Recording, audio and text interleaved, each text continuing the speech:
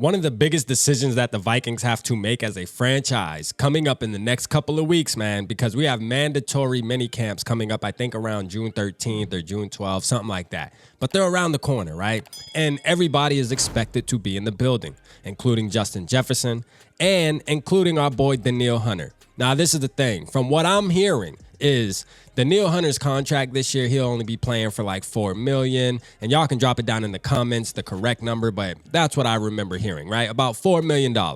One thing's for sure is Danielle Hunter isn't going to play for that amount of money, man, and rightfully so.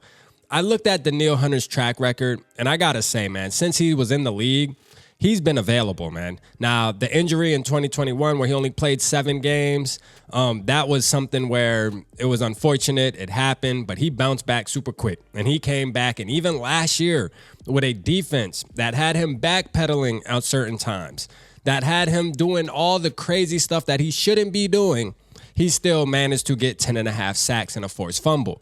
Now, if that doesn't tell you something, then I don't know what does, because now we have Brian Flores.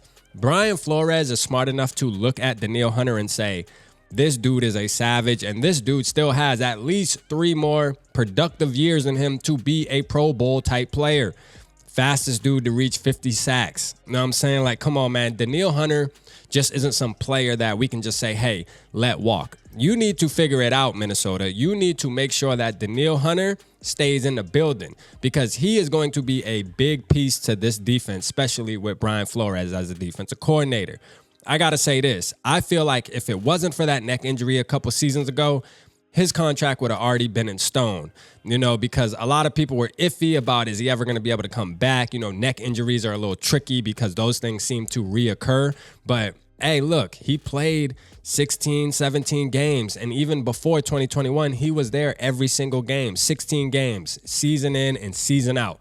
So this dude right here is available. He's not an injury-prone type guy. He had a couple unfortunate injuries. I know the pec thing. I think it was a pec thing too or something. But listen, this guy usually is available and deserves his money, man. Danielle Hunter needs to be in Minnesota next year, and they need to make sure they get a deal done. I also heard something about him erasing all the Minnesota posts that he had on his IG. I actually didn't go look at that, so I don't know. Y'all let me know down in the comments if that's true, because I'm not going to stalk this dude. But I'm going to tell you what, I just know for a fact that I don't like the fact that we try to get rid of our good players that still have potential. The Adam Thielen thing was a little different. You could see that he was declining, but Danielle Hunter, have we seen a decline? No, it wasn't a decline. It was the fact of the type of defense that Ed Donachelle ran. He tore this guy's year up without letting him do what he's good at, putting his hand in the dirt. Danielle Hunter needs to be pass rushing every single snap. There shouldn't be no excuses why Danielle Hunter's playing in coverage at all.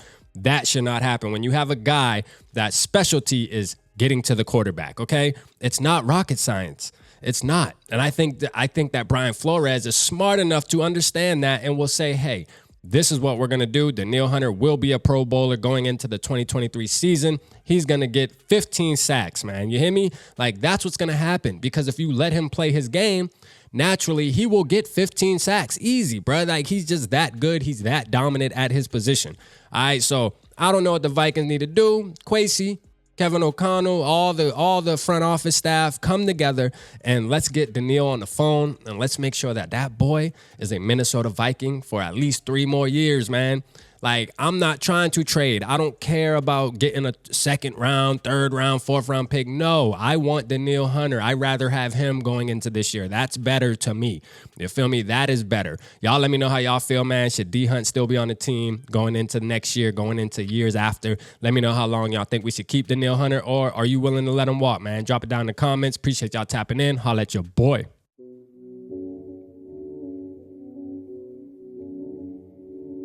Yeah. Smooth summer, who running?